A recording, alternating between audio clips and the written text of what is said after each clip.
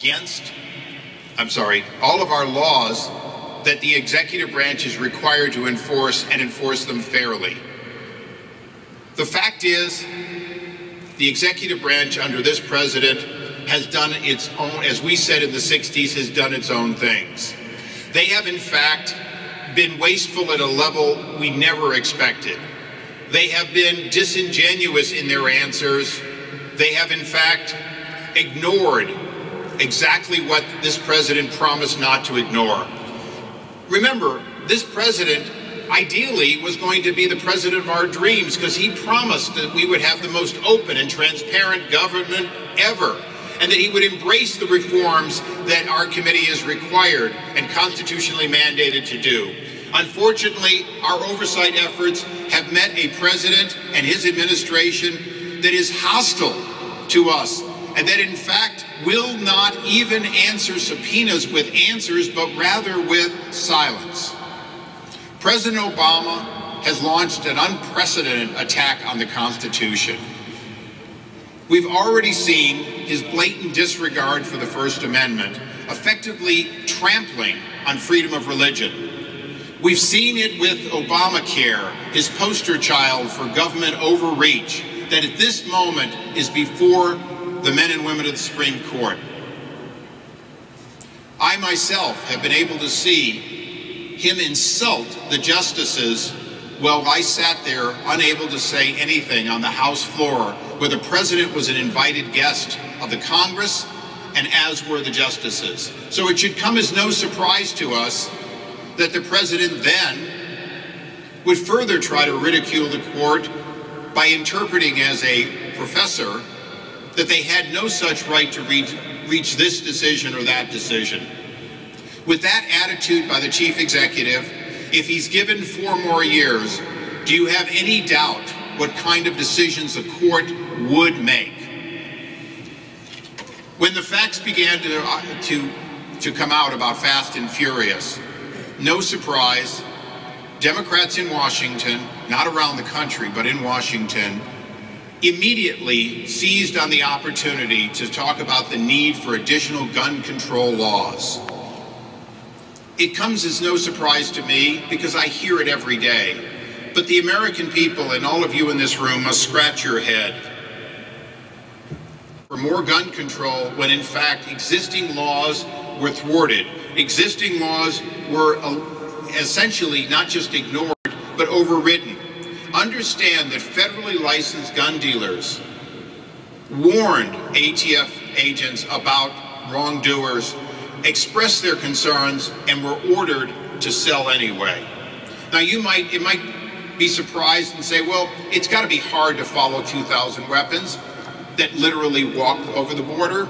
And you would be right, except it wasn't 2,000 weapons. 1,400 of those weapons left with but 4 straw buyers. They're not hard to follow. In fact, political appointees were ordered the ATF and the rest of the team to let them walk. It comes as a surprise to me because every ATF agent, every FBI agent, even Secret Service agents and DE agents I've had an opportunity to speak to have all said we would never do that. And yet, in Operation Fast and Furious, they did that.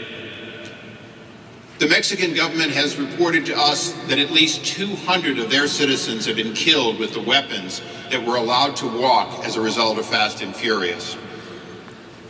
These deaths, on top of Border Patrol agent Brian Terry's tragic death, were in fact anticipatable and preventable. When I was given the opportunity to partner with Senator Grassley in this investigation, I was given the opportunity because we, in 2010, were honored by the voters to be in the majority, and Senator Grassley had written just a letter asking for more details of an administration that had promised to be open and transparent. He was rebuffed because he was in the minority and didn't have subpoena power. He came to me, and I agreed to help. At that time, I thought this would last but a few days, maybe a few weeks. We could not have imagined that the administration would deliver to us a document and live testimony that was in fact an outright lie. We could not imagine the department would stonewall us all along the way. We could not imagine that they would say that they never let guns walk, when in fact the few emails, some 7,000 out of 80,000 documents known to exist, made it clear that Fast and Furious was an organized program from the start designed to walk guns into the hands of the drug cartels in Mexico. These questionable tactics cannot be explained. We know for one thing, we know that people should be held responsible who sit in the office of Attorney General Eric Holder. And let me make one thing perfectly clear. Eric Holder's contempt for Congress and his failure to comply will not go unanswered.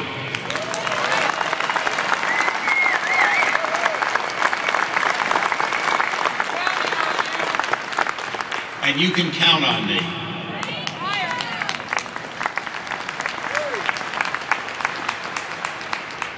Many will say in the weeks to come that in fact this is now a political season. All of you know that we have asked and worked diligently to get this concluded long before the political season.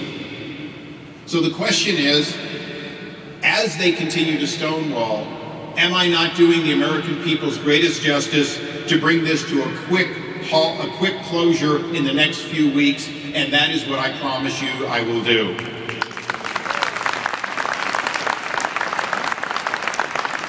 Now, the Department of Justice believes that it gets to decide what Congress gets or doesn't get.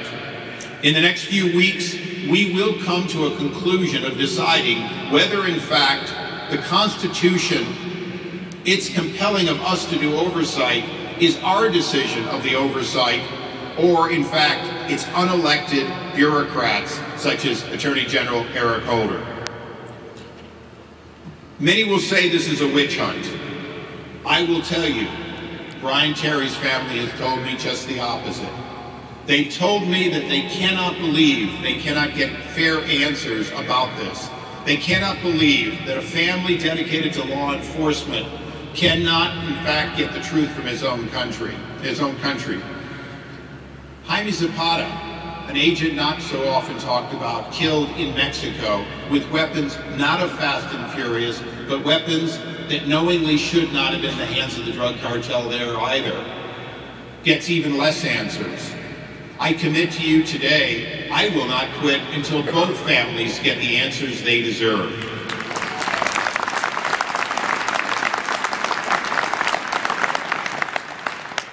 I pledge you today, I will not stop investigating the waste, the fraud, and abuse in government ever. But most importantly, our constitutional liberties must be defended first and foremost. And Fast and Furious can be seen as nothing else but, in fact, a needless attack on our right to keep and bear arms. Because as you promote lawlessness with weapons knowingly, you can reach no conclusion but that the American people will be asked again and again to give up their right to keep and bear arms because lawless individuals are using weapons ill-gotten. I will never, never give up my right to keep and bear arms, and I will never fail to hold those accountable who would try to take ours away. Thank you, and God bless.